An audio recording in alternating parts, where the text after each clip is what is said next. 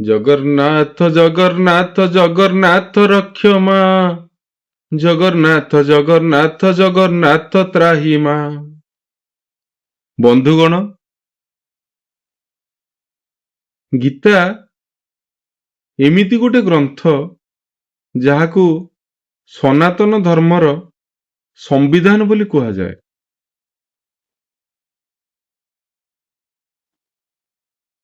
ଆଜି এই ଏପିସୋଡରେ ମୁଁ ଆପଣଙ୍କୁ ଗୀତାଙ୍କ ବିଷୟରେ କିଛି ଉପାଦେୟ କଥା କହିବି, ଯୋଉ କଥା ଆପଣ ସେ ପାବନ କଥା ଶୁଣିବେ। କିଛିଟା ପ୍ରଶ୍ନ ଆଜି ରଖୁଛି, ସେଇ ପ୍ରଶ୍ନର ଉତ୍ତର ମୁଁ କ୍ରମେ କ୍ରମେ ଦେବି ଆପଣଙ୍କୁ। ପ୍ରଥମ ପ୍ରଶ୍ନ ହେଲା, ଏ ଗୀତା କଣ? ଦ୍ୱିତୀୟରେ, ଗୀତା ପରି ଧର୍ମଗ୍ରନ୍ଥର ଶକ୍ତି କେତେ ଆମେ ଜାଣିବା। ତାପରେ ମହାଭାରତ ଯୁଦ୍ଧର ଆବଶ୍ୟକତା କଣ ଥିଲା? ତ ମହାଭାରତ ଯୁଦ୍ଧ ହେଲା, 18 ଦିନ ଧରିକି ମହାଭାରତ ଯୁଦ୍ଧ ହେଲା, ଏତେ ବଡ ବଡ ବୀର ସବୁ ମରିଗଲେ, ଏତେ ବଡ ବଡ ଲୋକ ସବୁ ମରିଗଲେ, ସେ ମହାଭାରତ ଯୁଦ୍ଧର ଆବଶ୍ୟକତା କଣ ଥିଲା? ଚତୁର୍ଥ ପ୍ରଶ୍ନ ହେଲା, ଗୀତା ପରି ଗୋଟେ ମହାଜ୍ଞାନକୁ ଭଗବାନ ଶ୍ରୀକୃଷ୍ଣ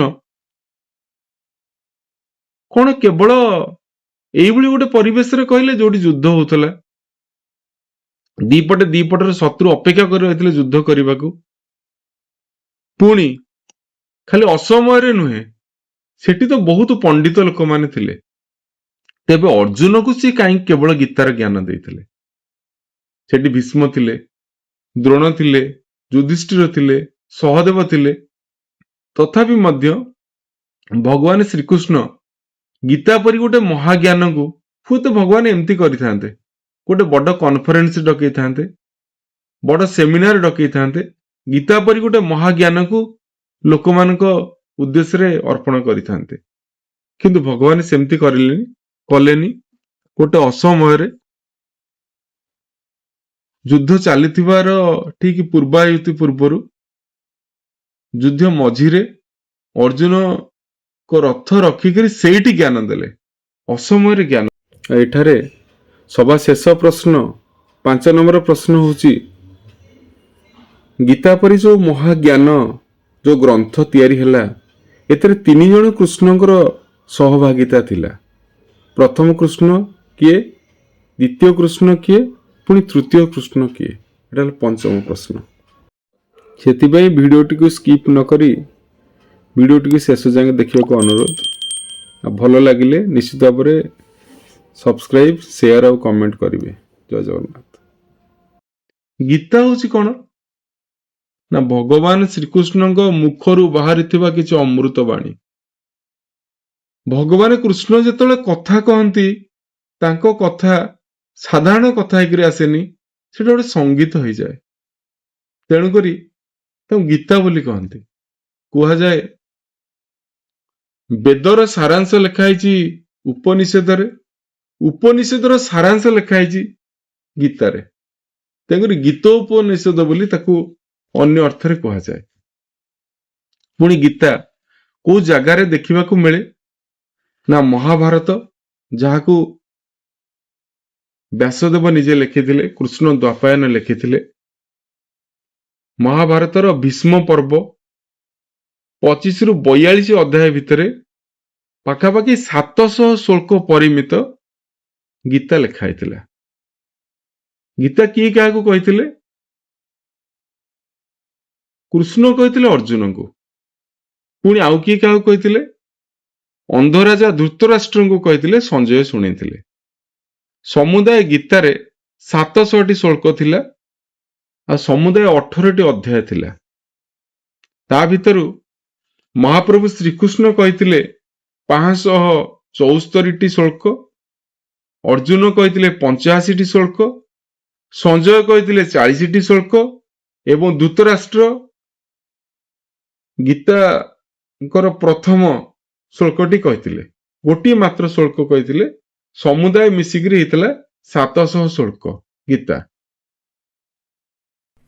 ତାହେଲେ ଏଇଠି ବର୍ତ୍ତମାନ ଆମେ ଆଲୋଚନା କରିବା, ଏ ଯୋଉ ଗୀତା ପରି ଯୋଉ ମହାନ ଗ୍ରନ୍ଥ, ତାର ଶକ୍ତି କେତେ?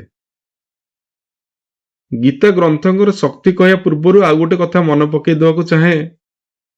ଥରେ ମହାତ୍ମା ଗାନ୍ଧୀ ଲଣ୍ଡନର ଗୋଟେ ବଡ଼ ଲାଇବ୍ରେରୀ ଯାଇଥିଲେ। ଲାଇବ୍ରେରିଆନକୁ ପଚାରିଲେ, ଏଠି ସବୁଠାରୁ ବେଶୀ ଇସ୍ୟୁ ହୋଇଥିବା ବହିର ନାଁ କ'ଣ? କୋଉ ପୁସ୍ତକକୁ ସମସ୍ତେ ବହୁତ ବେଶୀ ଥର ପଢିଛନ୍ତି?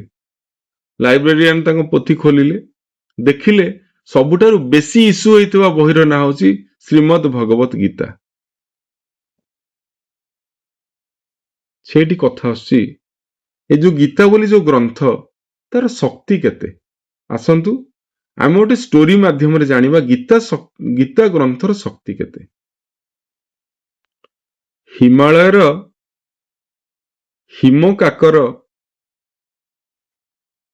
ସେନାବାହିନୀରେ ରହୁଥିଲେ ବିନୋଦ ବୋଲି ଜଣେ ସୈନିକ। ଦିନସାରା ଦେଶ ମାତୃକା ପାଇଁ କାମ କରନ୍ତି। ସନ୍ଧ୍ୟାବେଳେ ଗୋଟେ ନିଛାଟିଆ ଜାଗାରେ ଗୋଟେ ଛୋଟ ଘରେ, କ୍ୱାର୍ଟର ଘରେ ସେ ରୁହନ୍ତି। ସେ ପାଖାପାଖି ଆଉ କିଛି କ୍ୱାର୍ଟର ନଥାଏ। ସବୁଦିନ ଏକାକୀ ଫେରନ୍ତି। କର୍ତ୍ତବ୍ୟରୁ ଫେରି ସାରିଲା ପରେ ଘରେ କ'ଣ କରନ୍ତି ନା ରୋଷେଇ ଗଣ୍ଡେ କରନ୍ତି, ଖାଇକରି ସେ ବିଶ୍ରାମ ନିଅନ୍ତି। ଆଉ ଏକୁଟିଆ ଜୀବନ ସେ ବିତାନ୍ତି। ହଠାତ୍ ଦିନେ କ'ଣ ହେଲା, ସଞ୍ଜବେଳେ ଯେତେବେଳେ ସେ ଅଫିସରୁ ଫେରୁଛନ୍ତି, କର୍ତ୍ତବ୍ୟରୁ ଫେରୁଛନ୍ତି, ଦେଖିଲେ ଜଣେ ଅପରୂପା ସୁନ୍ଦରୀ ଯୁବତୀ। ଏକୁଟିଆ ଯୁବକ ସିଏ ବିନୋଦ, ଗୋଟେ ସୁନ୍ଦରୀ ଝିଅକୁ ଯେତେବେଳେ ଦେଖିଲେ ତାଙ୍କ ମନ ଭିତରେ ଟିକେ ଅଲଗା ପ୍ରକାର ଭାବନା ସୃଷ୍ଟି ହେଲା। ଝିଅଟି ମଧ୍ୟ ତାଙ୍କ କଥାରେ ତରଳି ଗଲା। କିଛି ଦିନ ପରେ ଦେଖାଗଲା ଉଭୟ ସ୍ୱାମୀ ସ୍ତ୍ରୀ ହେଇକରି ସେଇ କ୍ୱାର୍ଟର ଭିତରେ ରହିଲେ। କ୍ୱାର୍ଟର କହିଲେ ଗୋଟିଏ ବଖରା ଘର, ତା ପାଖରେ ଗୋଟେ ରୋଷେଇ ଘର ଆଉ ଗୋଟେ ବାଥରୁମ, ସେତିକିରେ ତାଙ୍କ ଘର। ସବୁଦିନ ସେମାନେ ସ୍ୱାମୀ ସ୍ତ୍ରୀ ହେଇକରି ବିନୋଦ ବୋଲି ଯୁବକ ଆଉ ସେ ସୁନ୍ଦରୀ ଯୁବତୀ ରହନ୍ତି। ଏମିତି ଅନେକ ଦିନ ଗଲା, ମାସେ ଗଲା, 2 ମାସ ଗଲା। ଗୋଟେ ଦିନ କ'ଣ ହେଇଛି ନା ରାତ୍ରି ସମୟ, ସେଠି ହଠାତ୍ ଝଡ଼ି ପବନ ଆସିଲା। ଝଡ଼ି ପବନ ଆସିଲା ପରେ ସେଠି କ'ଣ ହେଇଛି ନା ଦୀପଟା ଲିଭି ଯାଇଛି। ସୈନିକ ଜଣକ ଖାଇବାକୁ ବସିଛନ୍ତି। ସୈନିକ ଜଣକ କହିଲେ ଅନ୍ଧାର ରାତି ମତେ ଭଲ ଲାଗୁନି, ଆଉ ସେ ପାଖରେ ଯୋଉ ଦୀପଟା ଜଳୁଛି ସେ ଦୀପଟା ଟିକେ ଆଣନ୍ତନି, ଦୀପ ଆଲୁଅରେ ମୁଁ ଟିକେ ଖାଆନ୍ତି। ହଠାତ୍ କ'ଣ ହେଲା, ସେ ଯୋଉ ରମଣୀ ଥିଲେ, ଯୋଉ ଝିଅଟା ଥିଲା, ହଠାତ୍ ତାଙ୍କ ହାତ ଲମ୍ବେଇ ଦେଲେ।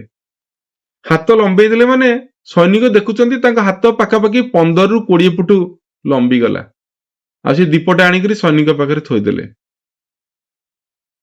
ସୈନିକ ଡରିଗଲେ, ଆଶ୍ଚର୍ଯ୍ୟ ହେଲେ, ଏ ତ କୋଉ ମଣିଷର ହାତ ଏତେ ଲମ୍ବା ହେଇପାରିବନି। ପୁଣି ହାତ ଲମ୍ବା କରିଦେଲେ, ପୁଣି ହାତ ଛୋଟ କରିଦେଲେ। ତା ମାନେ ଇଏ ମଣିଷ ନୁହନ୍ତି, ଇଏ କୌଣସି ଦେବତା ବି ନୁହନ୍ତି, କୌଣସି ଦେବୀ ନୁହନ୍ତି, ଇଏ ନିଶ୍ଚିତ ଭାବରେ ଜଣେ ଅସରରୀ ବା ହେଇପାରେ ଜଣେ ଭୂତୁଣୀ ହେଇପାରନ୍ତି। ଯେତେବେଳେ ଭୂତୁଣୀ ବୋଲି ଜାଣିଲେ, ଏତେ ଦିନ ଧରି ଗୋଟେ ଭୂତୁଣୀ ସହିତ ସେ ରହୁଥିଲେ, ତାଙ୍କ ମନ ଭିତରେ ଡର ଲାଗିଲା। ଆଉ ଭାବିଲେ କୋଉ ସମୟରେ ହୁଏତ ଭୂତୁଣୀ ଜଣକ ତାଙ୍କୁ ଆକ୍ରମଣ କରିବ ଆଉ ତାଙ୍କୁ ଆସ୍ୱାଦନ କରିବ। ଡରିକିରି ଥାନ୍ତି।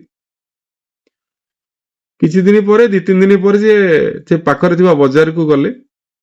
ଗୋଟେ ଛୋଟ ସଉଦା ଧରିକିରି ଆସିଥାନ୍ତି। ସଉଦା ଉପରେ ବନ୍ଧା ହେଇଥାଏ ଗୋଟେ କାଗଜ, ତାପରେ ଗୋଟେ ଛୋଟ ଦଉଡ଼ା। ସେ ଯୋଉ ସୁନ୍ଦରୀ ଯୁବତୀ ଥିଲେ, ଛଦ୍ମବେଶୀ ପିଶାଚିନୀ ଯୋଉ ଥିଲେ, ତାଙ୍କ ହାତକୁ ଦେଲେ, କହିଲେ ଟିକେ ଖୋଲିଦେଲ। ଆଉ ପିଶାଚିନୀ କ'ଣ କଲେ ନା ଯେତେବେଳେ ହାତ ବଢେଇ ଦେଲେ ତାଙ୍କୁ କରେଣ୍ଟ ମାରିଲା ଭଳିଆ ଲାଗିଲା। ସେ ହାତ ଫେରେଇ ନେଇଗଲେ, ସିଏ ତାକୁ ଛୁଇଁଲେନି। ଆଉ ଯେତେବେଳେ ନ ଛୁଇଁଲେ, ହଠାତ୍ ଯୁବକଙ୍କ ଭିତରେ ଗୋଟେ ଶିହରଣ ସୃଷ୍ଟି ହେଲା। କହିଲା ତାହେଲେ ବୋଧେ କ'ଣ ହେଇଛି, କ'ଣ ଅସୁବିଧା। ସେ ରାତି ଗଲା। ପରଦିନ ଯେତେବେଳେ ସକାଳୁ ସେ ଖୋଲିକି ଦେଖନ୍ତି, ଦେଖିଲେ ସେ କାଗଜ ଟୁକୁଡ଼ାଟା କିଛି ନଥିଲା, ଥିଲା ଯୋଉ ଗୀତା ଗ୍ରନ୍ଥଙ୍କର ଗୋଟିଏ ଚିରା ଫର୍ଦ୍ଦ, ଯୋଉଠି ଗୋଟେ ଶ୍ଲୋକ ମାତ୍ର ଲେଖା ହେଇଥିଲା। ତାପରେ ସୈନିକ ବୁଝିଗଲେ, କହିଲେ ଗୀତା ଯୋଉ ଗ୍ରନ୍ଥ ଅଛି, ସେ ଗ୍ରନ୍ଥର ଶକ୍ତି ଏତିକି। ଏଇ ଶକ୍ତି ସକାଶେ, ଏ ଗୀତା ସକାଶେ ଗୋଟେ ଭୂତୁଣୀ ତାଙ୍କ ପାଖ ମାଡୁନି, ଭୂତୁଣୀ ପଳେଇଲା। ତା ପରଦିନ ଗଲେ, ଖୁସି ହେଲେ, ବଜାରକୁ ଗଲେ, ଗୋଟେ ଗୀତା ବହି ଆଣିଲେ, ତାପରେ ଦୀପ ଲଗେଇଲେ। ସେ ଦୀପ ଆଲୋକରେ କ'ଣ କଲେ ନା ଗୀତା ଗ୍ରନ୍ଥ ପାଠ କରି ଆରମ୍ଭ କଲେ। ସେଦିନ ଠାରୁ ଆଉ ସେ ଭୁତୁଣୀ ଆସିଲାନି, ଭୁତୁଣୀ କୁଆଡେ ପଳେଇଲା। ଗୀତା ବଞ୍ଚଉଥିଲା, ଗୀତା ଯୋଉ ଗ୍ରନ୍ଥ ସିଏ ବଞ୍ଚେଇଲେ ଗୋଟେ ସୈନିକର ଜୀବନ। ତାହେଲେ ଗୀତାଙ୍କର ମାହାତ୍ମ୍ୟ ଆପଣ ଜାଣନ୍ତୁ। ଗୀତା ସାଧାରଣ ନୁହେଁ, ଆପଣ ଜୀବନକୁ ମଧ୍ୟ ରକ୍ଷା କରିପାରନ୍ତି। ତାହେଲେ ମହାଭାରତ ଯୁଦ୍ଧର ଆବଶ୍ୟକତା କଣ ଥିଲା? 3 ନମ୍ବର ପ୍ରଶ୍ନ। ପ୍ରଥମ ପ୍ରଶ୍ନ ଯାଇଛି ଗୀତା କଣ, ଦ୍ୱିତୀୟ ନମ୍ବର ପ୍ରଶ୍ନର ଉତ୍ତର ଦେଇ ସାରିଛି ଗୀତାର ଶକ୍ତି କେତେ, ତୃତୀୟ ନମ୍ବର ହଉଛି ମହାଭାରତ ଯୁଦ୍ଧର ଆବଶ୍ୟକତା କଣ ଥିଲା। ଗୀତାର ଗୋଟେ ଅତି ପ୍ରସିଦ୍ଧ ଶ୍ଲୋକ ହଉଛି ଯଦା ଯଦା ହି ଧର୍ମସ୍ୟ ଗ୍ଲାନିର୍ଭବତି ଭାରତ ଅଭ୍ୟୁତ୍ଥାନମ୍ ଅଧର୍ମସ୍ୟ ତଦାତ୍ମାନମ୍ ସୃଜାମ୍ୟହମ୍ ପରିତ୍ରାଣାୟ ସାଧୁନା ବିନାଶାୟ ଚତୁଷ୍କୃତା ଧର୍ମ ସଂସ୍ଥାପନାର୍ଥାୟ ସଂଘବାମି ଯୁଗେ ଯୁଗେ। ସେଇ ଶ୍ଲୋକ। ଯେତେବେଳେ ଧରାରୁ ଧର୍ମ ଚାଲିଯାଏ, ସତ୍ୟ ଚାଲିଯାଏ, ଅନ୍ୟାୟ ପ୍ରବଳ ହୁଏ, ଅନୀତି ପ୍ରବଳ ହୁଏ, ସେଇ ସମୟରେ ଠାକୁର ଆସନ୍ତି ଆଉ ସତ୍ୟର ପ୍ରତିଷ୍ଠା କରନ୍ତି। ଆଉ ସତ୍ୟର ପ୍ରତିଷ୍ଠା କରିବା ପାଇଁ ଯଦି ଦରକାର ପଡେ ସେ ଯୁଦ୍ଧ ମଧ୍ୟ ରଚନା କରନ୍ତି। ଭଗବାନ ବି ଚାହିଁନଥିଲେ ଯୁଦ୍ଧ, ଶାନ୍ତିର ଗୋଟେ ଦୂତ ହେଇକରି ସେ ଆସିଥିଲେ, ହସ୍ତିନାପୁର ଆସିଥିଲେ ଟିକେ ଶାନ୍ତି ପ୍ରତିଷ୍ଠା କରିବାକୁ। ଦୁର୍ଯ୍ୟୋଧନ ମାନିଲାନି। ଯୋଉ ପାଣ୍ଡବ ମାନେ ନିଜର ପରିଶ୍ରମ ବଳରେ ତିଆରି କରିଥିଲେ ରାଜ୍ୟ, ନିଜର ପରିଶ୍ରମ ବଳରେ ତିଆରି କରିଥିଲେ ରାଜଧାନୀ କରିଥିଲେ, ସେ ସେଇ ଜାଗାରେ ତାଙ୍କୁ ବସିବାକୁ ଦେଲେନି, କପଟ ପାଶା ଦେଇ ତାଙ୍କୁ ବିଦା କରୁଥିଲେ। ତାଙ୍କ ନିଜ ରାଜ୍ୟରୁ ତାଙ୍କୁ ସିଏ ସମ୍ପତ୍ତି ଦାନ କରିବାକୁ ଚାହୁଁନଥିଲେ।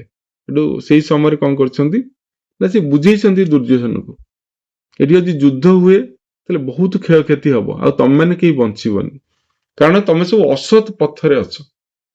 ଦୁର୍ଯ୍ୟୋଧନ କହିଲା ମୋ ପାଖରେ ପିତାମହ ଭୀଷ୍ମ ଅଛନ୍ତି, ମୋ ପକ୍ଷରେ ଗୁରୁ ଦ୍ରୋଣାଚାର୍ଯ୍ୟ ଅଛନ୍ତି, ମୋ ପକ୍ଷରେ ଅଜୟ ଯୋଦ୍ଧା କର୍ଣ୍ଣ ଅଛନ୍ତି, ତାହେଲେ ମୁଁ କଣ ହାରିଯିବି? କୃଷ୍ଣ ହସିଲେ, କହିଲେ ଯୋଉ ପକ୍ଷରେ ସତ୍ୟ ନାହିଁ ସେ ପକ୍ଷ ହାରିବାଟା ନିଶ୍ଚିତ, ଯୋଉଠି ଧର୍ମ ନାହିଁ ସେ ପକ୍ଷ ହାରିବାଟା ନିଶ୍ଚିତ। ହେଲେ ବି ଦୁର୍ଯ୍ୟୋଧନ ମାନୁ ନଥିଲା। ଯୁଦ୍ଧ ହେଲା, ଶେଷ ପରିଣତି ହେଲା କଣ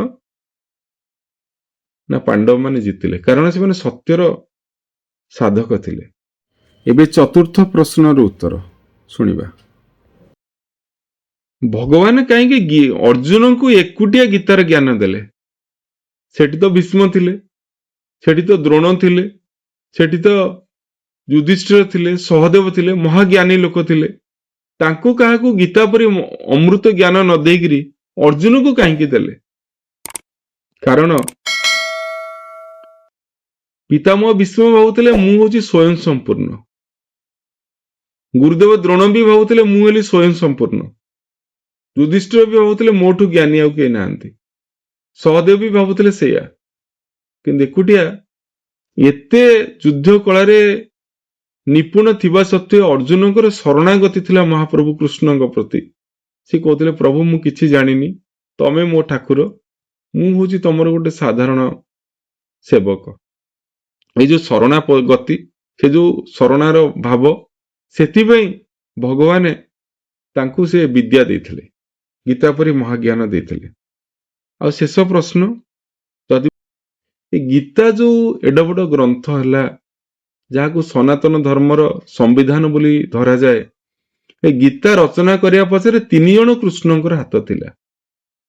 ଜଣେ କୃଷ୍ଣ ଥିଲେ ବକ୍ତା, ସେ ହଉଛନ୍ତି ମହାପ୍ରଭୁ ଶ୍ରୀକୃଷ୍ଣ।